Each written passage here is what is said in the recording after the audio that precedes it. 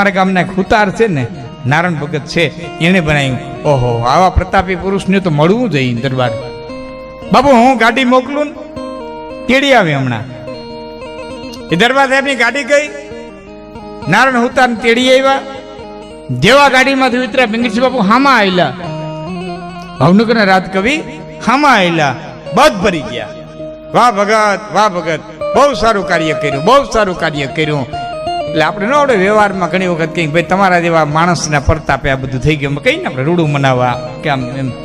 પિંગળસિંહ બાપુને જોઈ અને નારાયણ હુતારે કીધું, બાપુ આ તો તમારા જેવા પુણ્યના પ્રતાપે, પુણ્યશાળી વ્યક્તિઓના પગલાના પ્રતાપે મારાથી આ એક સારું કાર્ય થયું. એ તમારા જેવા પુણ્યનું કીધું ને ત્યારે પિંગળસિંહ બાપુએ શંકરના મંદિરના પટાંગણમાં ઉભી અને ભાવનગરના રાજકવિએ કીધું કે ના ભગત અમારા પુણ્યને. પછી 3 દુઆ કીધા. પેલો દુઓ કે પ્રતાપ તારા પુણ્યનો કે તને હુજીને ગયું હુતાર.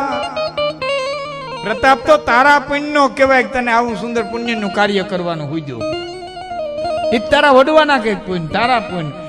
પ્રતાપ તારા પુણ્યનો કે તને હુજીને ગયું હુતાર. બાકી ભેરા ભેરા મેલીન ભંડાર કાંઈક નુપરે ઠાલા ગયા નારણા. કેટલાય રાજાઓ પોતાના ભંડાર ભેરા મૂકીને એમ ન ભિયા ગયા, એમ કાંઈ કર્યા વિના ભિયા ગયા. તો પ્રતાપ તારા પુણ્યનો કહેવાય તને આવું કામ કરવાનું, ધર્મનું કામ કરવાનું હોય. તો પછી બીજું દુઓ કીધો, આ મંદિરમાં ખર્ચો કર્યો કે દુઆએ અમર રહીએ. એ પ્રતાપ તારા પુણ્યનો કે તને હુદીની ગયું હુતાર.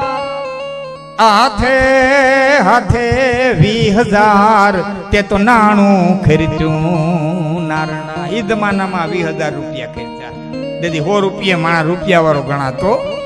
તેથી હાથે 20,000 આ તો નાણું ખર્ચ્યું નાર. પણ ત્રીજો દુઓ કીધો કે તમારે મારે બધાએ જીવનની માલિકી ઉતારવા દેવો છે. ત્રીજો દુઓ કીધો કે સ્વાર્થનો સંસાર અને આમાં કોઈ હગા સંભારે નહીં. આ હવારથનો હાર અને આમાં કોઈ હગા સંભારે નહીં. પણ સંભારશે તને હુતાર હવ નરણે કોઠે નારણા.